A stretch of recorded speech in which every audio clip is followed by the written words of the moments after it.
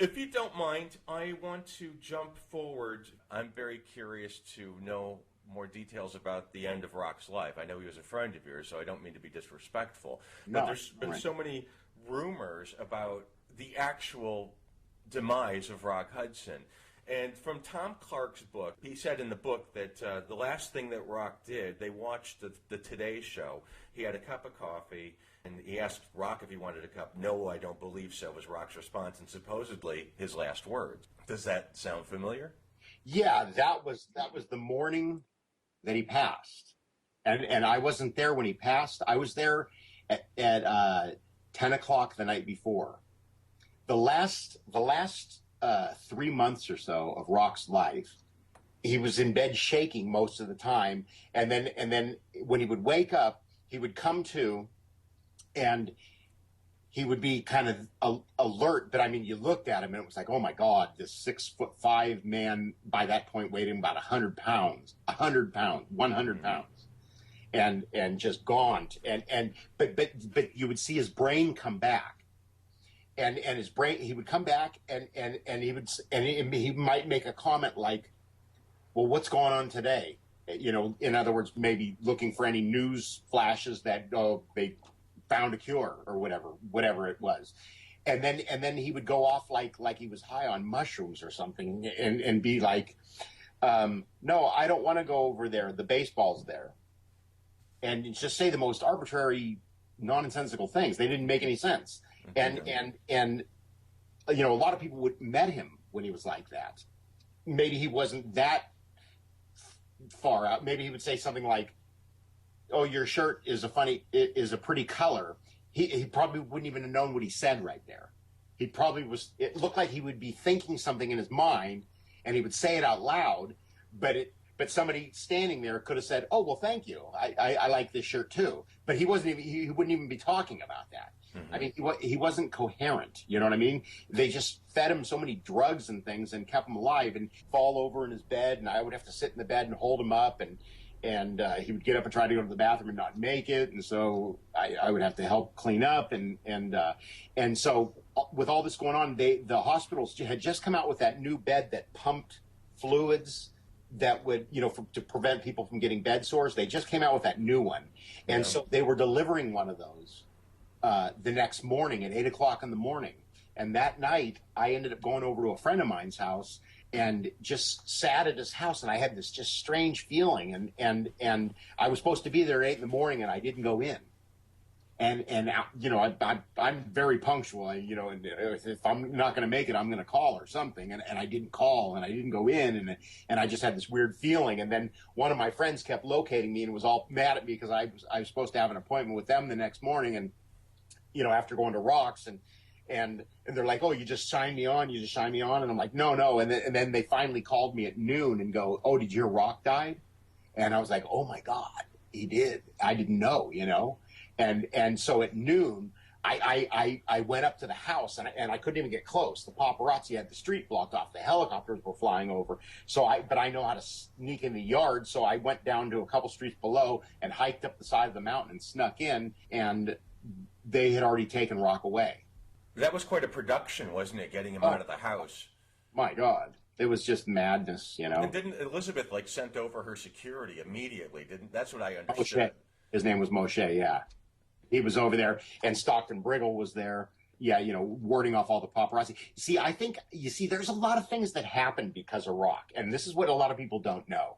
And this is kind of just stuff that you can't say, oh, yeah, it's because of Rock. I mean, you can't, publish it or whatever, because it's not, you know, there's no way of knowing that it's totally true. The paparazzi, the helicopters were flying 150 feet above the backyard. I mean, I could have hit him with a tennis ball, and it kind of that situation kind of set a precedent. You know what I mean? Well, no.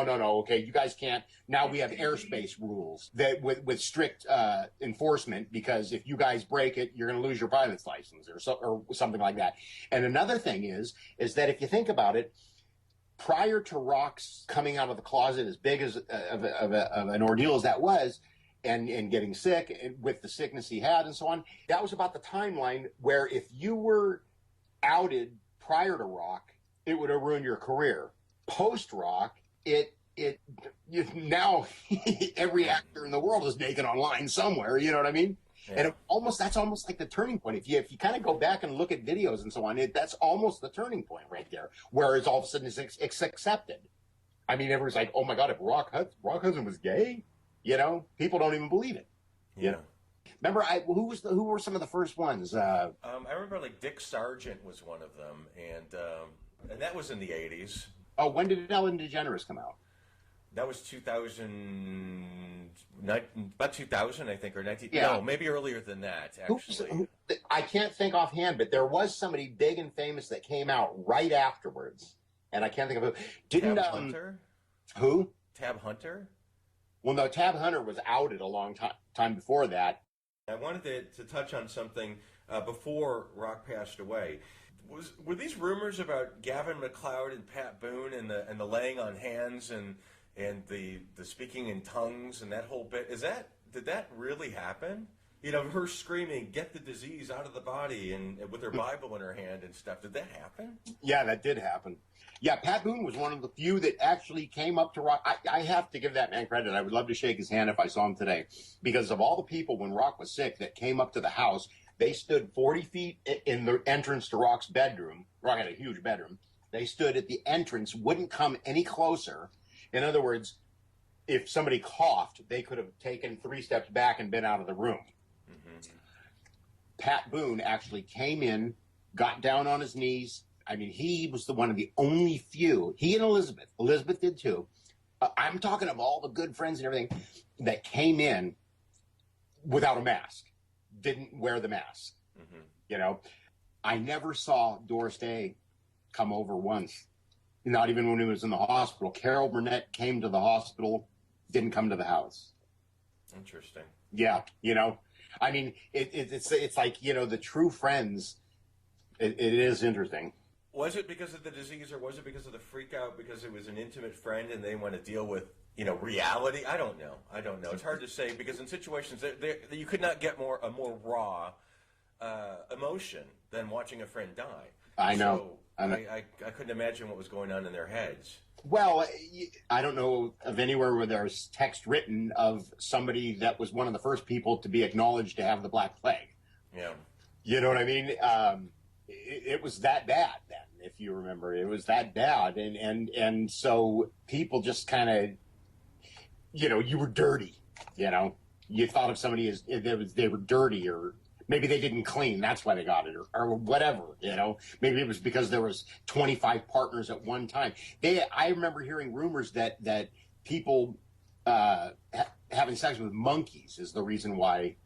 I mean, and then of course everybody, tries to put 2 and 2 together and says, "Oh my God, Rock must have been having sex with monkeys," but that's not the case, and it wasn't dirty, and it was just, actually they think he got it from his heart bypass when he was doing Devlin Connection, because they didn't screen blood. That's. Do you think so? Mm-hmm. I mean, he was certainly exposed the way that it's exposed. It's irrelevant. It is what it is now. He passed away from the disease. People first think of AIDS, they think it's unsafe sex, and it's quite likely he was exposed to it if he didn't get it that way. Yeah, nobody was practicing safe sex in those days. I mean, the gonorrhea and syphilis were kind of like faded. They had penicillin now, yeah. So it wasn't like 70 years prior, and nobody was having safe sex unless it was with a woman that you didn't want to get pregnant. And he could have easily gotten it that way. Nobody knows, and Rock was sexual. I mean, he had sex quite a bit, quite often with whomever he wanted, and so you never know. But of course, the doctors that are saying that he could have gotten it from his bypass, that's kind of giving it to Rock, but he did deserve that, because he didn't screw him and leave him kind of thing. I got to go in the next morning kind of thing, I mean, he woke up and made you breakfast, then left. You know what I mean? I mean, it was. Yeah, no, I do. I know people like that, and yeah, really pleasant. Yeah, we had a good time, didn't we? So yeah, terrific. Nice to meet you. Yeah, right. And what's your name again?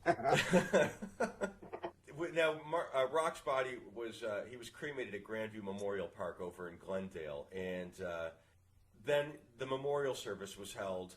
You helped arrange that memorial service, didn't you? Yeah. With his cremains, didn't you? Was it what happened? I mean, how did that? What came about? How was Rock's memorial service? Oh, his memorial service was great. Well, when Rock passed, and when he was sick, let's just kind of back up a little. He was sick, and nobody showed up. So you can imagine when we were making out the invitation list for the memorial service, thinking who's going to come. There was, because not many people came. People deserted him when he was sick. I'm not saying they're all bad people, because you got to look at both sides of the coin. It was a disease nobody understood yet. So you can't hate the people because they didn't come around. Then there were the ones that I would say like just loved him and just didn't care, like as if it was your own child, would be the Elizabeth Taylor and the Roddy McDowell. And I don't know what Pat Boone's frame of mind was, but I like I said, I would shake that man's hand because he did come around, and it was one of the very, very few that wouldn't put a mask on and came close to Rock and touched his hand, actually touched, because that was a whole nother step there. Coming in the room without a mask. And rubber gloves and the whole bit, yeah. The next step was the actual physical contact. You actually shook my hand. You actually touched me. And then the next step was reaching down and kissing him on the forehead. There was actually these stages. Anyway, so with the low turnout, so to speak, with the guests coming and seeing him, when we started, I got together with Elizabeth to help plan the memorial. Rock loved that photo of him in the sweater that we put on the memorial's cover. And we actually drew up like a really lengthy memorial thing. And we thought, sitting there going, well, God, might be too much. And, when people are going to be there grieving and they're handed a memorial program, they're not going to sit there and read it. And if they do, it's going to take away the attention. And we want the attention to be focused on Rock. And we came up with a real simple one. And I would sit there and Elizabeth actually knew Rock better than me, well, of course, because I didn't come into the picture until 75, but so it was like, well, what was Rock's favorite line? I would sit there and come up with what was his favorite this, what was his favorite that, and we just put a few basic things in there with a photograph of him. You were on the boat when they scattered his cremains, weren't you? Mm-hmm. Rock's was a foggy day, real calm, and but you can see probably about a half a mile. And when Susan Stafford gives the eulogy, and then Tom Clark goes to disperse the ashes, I was up on the flybridge with Rock's secretary and the captain. And it's a real somber moment, and the eulogy is being read, and then Tom goes over to step over the side and disperse the ashes, and everybody's got flowers in their hands to throw the flowers on it and everything, and it's real quiet, and people are crying, and all of a sudden a seagull comes out of nowhere, flies up, and shat on the secretary's sweater, right on his belly.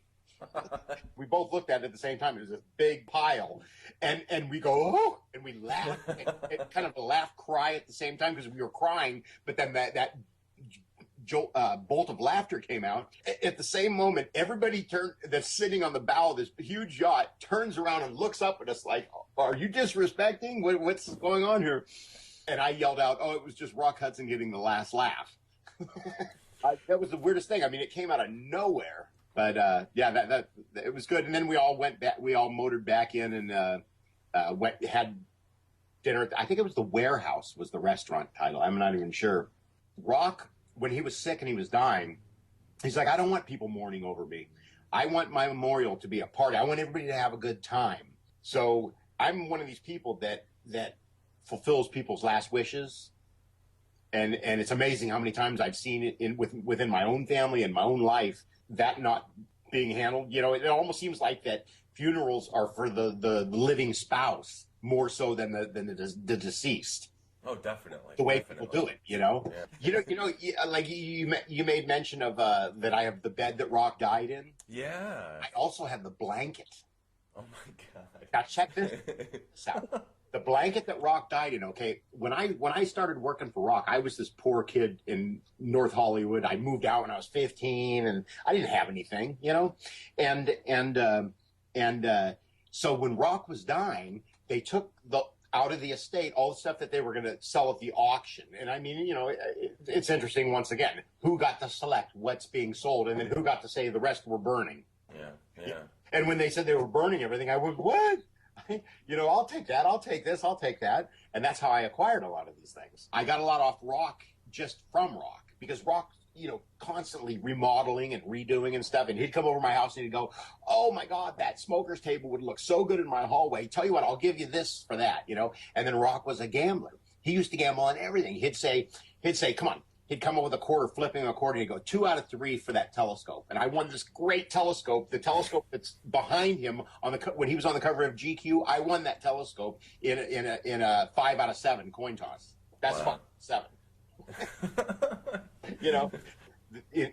When Rock got sick and he was in bed, he had this. Now, keep in mind that I was very, very humble beginnings, but he had this huge down comforter, a California King, oversized down comforter, and I was like, I've always wanted a down comforter. You know what I mean? I want a down comforter. So wait a minute, he died with AIDS in that blanket. So I took it and I went and had it dry cleaned. So I used it for a year. I used it for 20 years. Isn't that weird? Yeah, it is.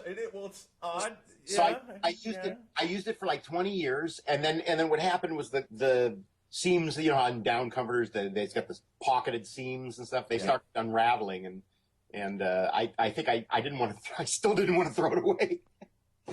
So I think I put it in a trash bag, all bunched up, and I think I still have it somewhere.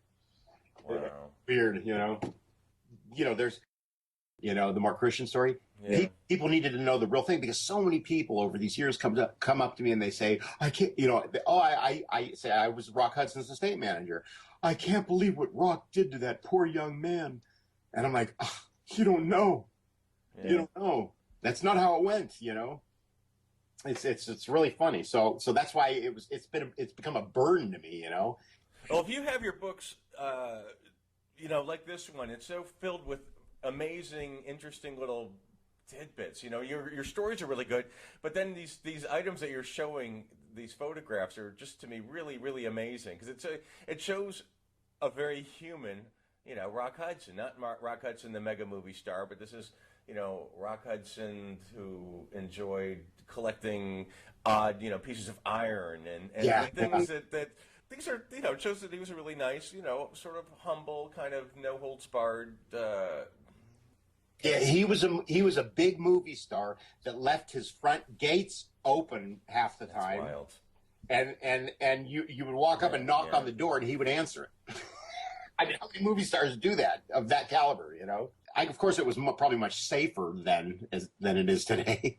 But the public needs to know the human side of him. I mean, you got to realize, I had just gotten in a lot of troubles because I grew up in a neighborhood where there were a lot of gangs, and I was getting in all this trouble and stuff. But the cops knew that I was actually a good kid. They would actually say this to my mom, and I was 15, and I said, something, this isn't the path in life I'm taking.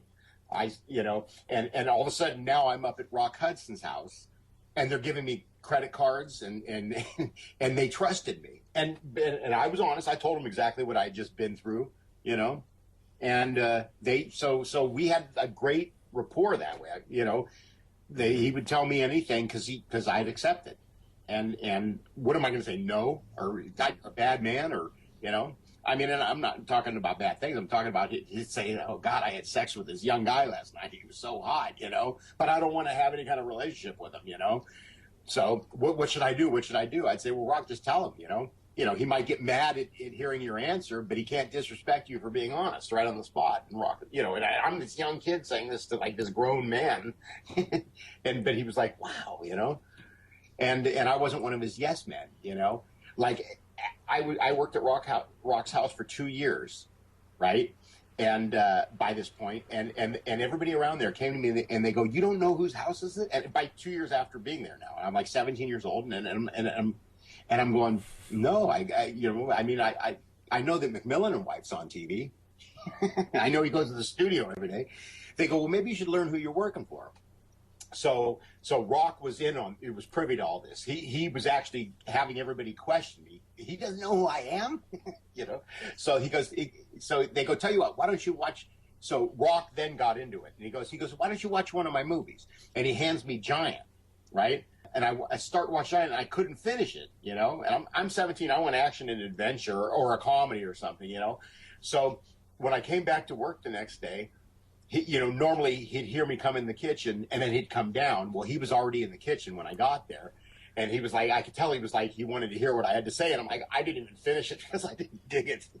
You know, it wasn't my kind of movie. You know, I'm a 17-year-old, you know, out of my nervous energy. I go, God, you know, the films I like action, adventure. I like comedies, So he sat there with his forefinger and his thumb on his chin, looked side to side. And I'm thinking the next line was going to be, well, you know, you can leave now. But instead he goes, well, tell you what, I'll be right back. He runs into his theater, goes and gets 3 movies. He goes, will you watch these? Will you watch these? And I said, sure. So he gets me Hornet's Nest, Seconds, and Pillow Talk. Okay? So he asked me, he goes, it was Friday now. And he goes, will you watch these? And I said, yeah, for sure watch. I promise you I'll watch them. I sure I'd watch them over the weekend. So I came back to work Monday. Once again, he's in the kitchen, ready for, you know, to see what I think. And now I liked, Hornet's Nest was a great movie. And I like Pillow Talk because I like comedies at least. I mean, 17-year-old male's attention span, at least it was good for comedies. And Seconds was a Twilight Zone. I loved Seconds. You know, that was just so bizarre. It was great. And I loved the Twilight Zone in those days. So you know, when I got to work on Monday, of course, he was in the kitchen waiting. And I said, yeah, I liked all 3 of those. And we talked about them all. And he told me, and as far as drugs at the castle goes, I never even knew he did drugs. Although I found out after he passed that he smoked pot every now and then. You know, I never knew anything. I never saw drugs at the castle. Never saw anything. The only drugs that I know of that Rock told me about while I was there were he said for Hornet's Nest, he said that because we started talking about the films on that Monday. He said that he was 44 years old or 40. He was in his early 40s, and he was trying to play somebody that was in his 20s. And so he took those cross tops, which were, I think they called them whites back in that day. Speed. And he took those to give him the energy of a 20-year-old for his role in Hornet's Nest. And that's the only drugs that I ever have. Although I have, after he passed away, I've got a table that he used to keep his drugs in. He used to store them, you know, stash. I've got his stash spot table that he did, but I never knew of any. You know, okay, I never saw any, nothing other than Christian. You know, yeah. But one more. Let me just finish one thing. From that point on, when I told him that I didn't like that movie and that I liked those 3, and I was honest because I was able to talk story with him about the films, I from that point on didn't become one of his. He realized I wasn't one of his yes men. And so from that point on, he would always ask, right, you know, my opinion on things because he knew he'd get an honest answer. I wasn't one of his yes men. So that wasn't a key. It was I mean, it sounds like such a trivial story maybe to some people, but for me, having just come out of like the barrio, so to speak, and given credit cards and keys to a mansion in Beverly Hills, and now all of a sudden in a synergistic type of confrontation, I felt that, yeah, he's not just saying he trusts me. I felt he really trusted me right there. You know, I mean, it was like the feeling right there that was, you know, and you know what, I vowed, I said I'd never let these guys down, you know, and I stayed there till the end. And that's why, one of the reasons why I stayed there till the end, because we were given the option when we were all told that Rock had AIDS, it was like, well, you guys could leave if you want, or you can stay if you want. And I was like, I'm not going to leave him, you know. Even though, and I felt right then I was dead. I felt I was dead right then anyway, you know, and so I'm not going to leave him. And that's why I was there till the end.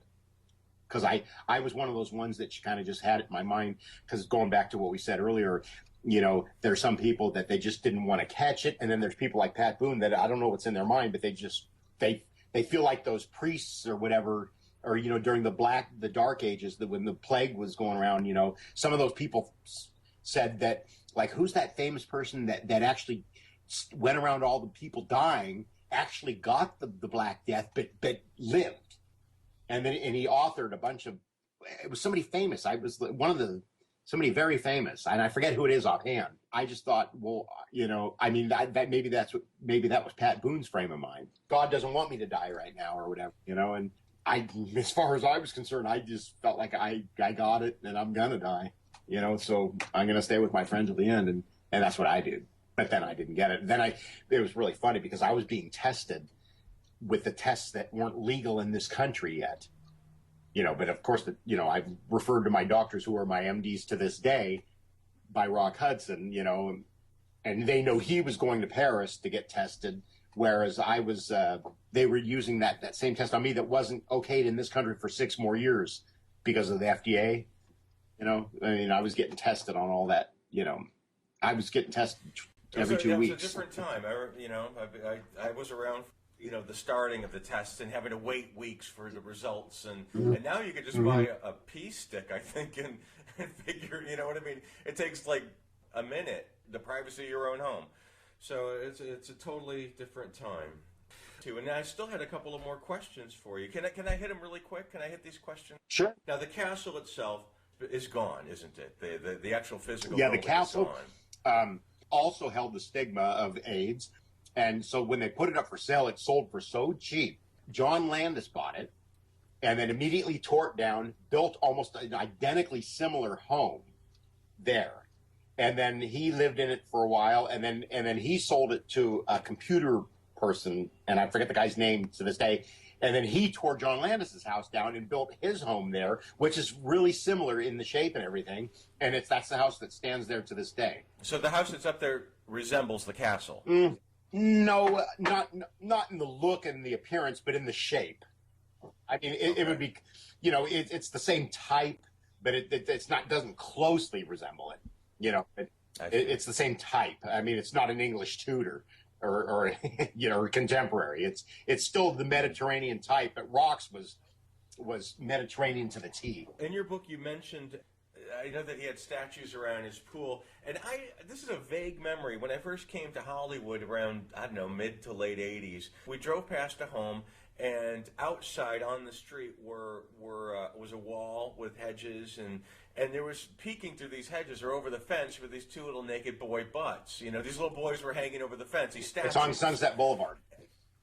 That was the rumor. Now, were those the actual statues on that house at Sunset Boulevard that were rock statues? No, those weren't. Okay. Those weren't rock statues. Those were made by the same artist of the ones that Rock had in his backyard. Victor Salomonis, S-A-L. Salomonis, I think is his name. Elizabeth Taylor and Rock Hudson made him famous. Rock had art shows for this man at his home. Salomonis, I think. S-A-L-A-M-O-N-E-S. And so Rock and Elizabeth made him famous. And those statues that you see on Sunset Boulevard are made by him, as well as the ones that were in Rock's backyard. Rock had the ones where he had 2 young boys naked from behind, hanging like this over a wall. And then he had one of the kids airplaning. I guess they call that airplaning. You swing your foot. Oh, yeah. Over the pool. Yeah. And they were. So the ones on Sunset with the little boys peeking over those same. You're describing. They are the same artists, but not the same ones. No. That is, I think we've covered pretty much everything. I'm not going to get into the Mark Christian thing because that's been done and done again, and we know what kind of an individual he was, and there's loads of information about that elsewhere on the internet. And if anyone were to be interested in learning a bit more about him, I suppose that show that you're on, The Will, that is on the Discovery ID channel, is well worth watching because it gives a lot of detail into him and one of his boyfriends, because he's now dead, Mark Christian, one of his boyfriends is out, sort of speaking for him. So I found that a really fascinating episode of that show. It was really interesting. Yeah, getting my book will explain all the details. That's an outline story. My book fills in the holes. It gives all the details exactly. Moment by moment as they happen. It's awesome. Now, your book, At Home with Rock Hudson, Behind the Walls of His Life, is available at rockhudsonestatecollection.com, along with a lot of Rock's personal possession. And I've got my eye on that Rolodex, Mark. Yeah, and it's on Amazon, and it's on CreateSpace, and it's on AbeBooks. It's on all kinds of sites, actually. And it's what did you call it? An uncorrected proof? Is that what you said? Yeah, it's an uncorrected proof, and meaning that I self-published so far, and that's I'm hoping to get a publisher to get me on glossy paper and so on. And but the stories are unedited by an editor. They're full stories. They're not slimmed down in the waist. They're full stories. I was really amazed at the amount of information that was in this book, and I can't say enough about the photographs of that. The items, the images, bills, right? the passport, right. And it was just a real field day for me to go through that book. So thank you for making that information available to us. And don't sell the Rolodex.